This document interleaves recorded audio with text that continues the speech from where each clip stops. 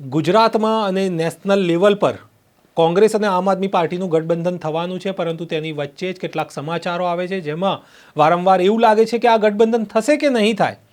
એવા સમાચાર બી આવે છે કે ગઠબંધન ફાઇનલ થવા જઈ રહ્યું છે, પરંતુ તેમાં કેટલીક અડચણો આવે છે, કેટલીક સીટને લઈને મન દુઃખ થાય છે, તો કેટલીક જગ્યાએ લોકલ લેવલે સહકાર ન મળવાની આશંકાએ વાતચીત અટકે છે. તો હવે આ જ સમાચારને લઈને ક્યાંક ને ક્યાંક નેશનલ લેવલે પણ અરવિંદ કેજરીવાલને પરેશાન કરવામાં આવતા હોવાની વાત મળી રહી છે અને દબાણ કરવામાં આવી રહ્યું છે કે જે કોંગ્રેસ સાથે ઇન્ડિયા ગઠબંધન છે તે ન કરવામાં આવે તેવી વાતો પણ સામે આવી રહી છે.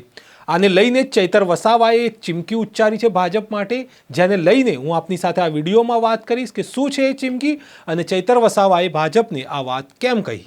નમસ્કાર, નવજીવન ન્યૂઝમાં આપનું સ્વાગત છે. હું છું આપની સાથે ફૈસલ મંસૂરી. ગુજરાતમાં ગઠબંધન થવાનું નક્કી છે એવી વાતો સામે આવી ગઈ હતી. 2 દિવસથી એવા સમાચાર ચાલે છે કે ગઠબંધન ફાઇનલ થઈ ચૂક્યું છે. એક સીટને લઈને ક્યાંક ને ક્યાંક થોડું કોકડું ગૂંચવાયેલું છે. એ ભરૂચની સીટ હોઈ શકે છે, કારણ કે ભરૂચ પર એક તરફ મુમતાઝ પટેલ છે અને બીજી તરફ ચૈતર વસાવા છે. પરંતુ ગઠબંધન જો થાય તો જીતની જે શક્યતા છે એ વધી જાય તેવું બંનેને લાગે છે. કોંગ્રેસને પણ લાગે છે અને આમ આદમી પાર્ટીને પણ લાગે છે. તેથી જ તેઓ ગઠબંધન કરીને ગુજરાત હોય, ગોવા હોય કે દિલ્હી હોય ત્યાં ચૂંટણી લડવા માંગે છે. પરંતુ આ વચ્ચે સમાચાર આવે છે વારંવાર કે ક્યાંક ને ક્યાંક ગઠબંધનમાં અડચણ આવે છે. આને લઈને જ આમ આદમી પાર્ટીએ હવે ભાજપ પર આરોપ પણ લગાવ્યા છે અને કહ્યું છે કે ક્યાંક ને ક્યાંક ભારતીય જનતા પાર્ટી પ્રયત્ન કરે છે, દબાણ કરવામાં આવે છે કે આ ગઠબંધન ન થાય જેથી મતો વહેંચાઈ જાય. આવો આરોપ આમ આદમી પાર્ટીએ લગાવ્યો છે. ચૈતર વસાવાએ પણ આને લઈને ભાજપને ચીમકી આપી છે કે ક્યાંક ને ક્યાંક જે ભાજપ જે પરેશાન કરે છે અરવિંદ કેજરીવાલને અને ગઠબંધન ન થાય તેના પ્રયત્ન કરવામાં આવે છે, આનું પરિણામ ભાજપને લોકસભા ચૂંટણીમાં ભોગવવું પડશે. જે રીતે હાલ પરેશાન કરી રહ્યા છે, જેને લઈને હાલ તેઓ પરેશાન કરી રહ્યા છે, તેને લઈને એનું પરિણામ ચૂંટણીમાં ભોગવવું પડશે. આ વાત ચૈતર વસાવાએ કહી હતી. આપ સાંભળો કે ચૈતર વસાવાએ શું ચીમકી ઉચ્ચારી. દેશમાં લોકહિત માટે અને લોકતંત્ર બચાવવા માટે વિપક્ષી દળોનું ગઠબંધન થયું છે અને આ ગઠબંધન અંતર્ગત ગઈકાલે સીટ શેરિંગમાં પણ આમ આદમી પાર્ટી અને કોંગ્રેસની સમજૂતી થઈ ગઈ છે. ત્યારે સૂત્રોના હવાલેથી જાણવા મળે છે કે કોંગ્રેસ સાથે ગઠબંધન ન કરવાને લઈને માન્ય કેજરીવાલજી પર યેનકેન પ્રકારે ભાજપ દ્વારા પ્રેશર નાખવામાં આવે છે. ઈડી દ્વારા, સીબીઆઈ દ્વારા ટૂંક સમયમાં એમની ધરપકડ થાય એવી ત્યાં પરિસ્થિતિ ઉપસ્થિત થઈ છે. એમના પર પ્રેશર નાખવામાં આવે છે કે તમે જો ગઠબંધન કર્યું તો અમે તમને ધરપકડ કરીશું, તમને જેલમાં નાખીશું.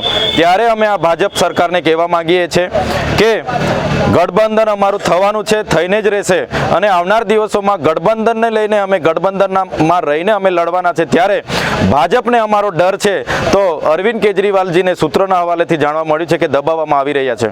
ત્યારે અમે એમને કહેવા માંગીએ છીએ, જો અરવિંદ કેજરીવાલજીને તમે ધરપકડ જ કરવા માંગો છો, દબાવવા જ માંગો છો, તો કાલે નહીં પણ આજે ધરપકડ કરો, પરંતુ એનું પરિણામ આવનાર લોકસભામાં ભાજપને વેઠવું પડશે. એ હું ચોક્કસ આજના દિવસે કહેવા માંગુ છું. ગુજરાતમાં પણ ગઠબંધન થવાનું લગભગ ફાઇનલ થઈ ગયું છે અને 2 સીટો ભાવનગર અને ભરૂચ સીટ પરથી આમ આદમી પાર્ટી ચૂંટણી લડી શકે છે તેવા અહેવાલો સૂત્રો દ્વારા સામે આવી રહ્યા છે.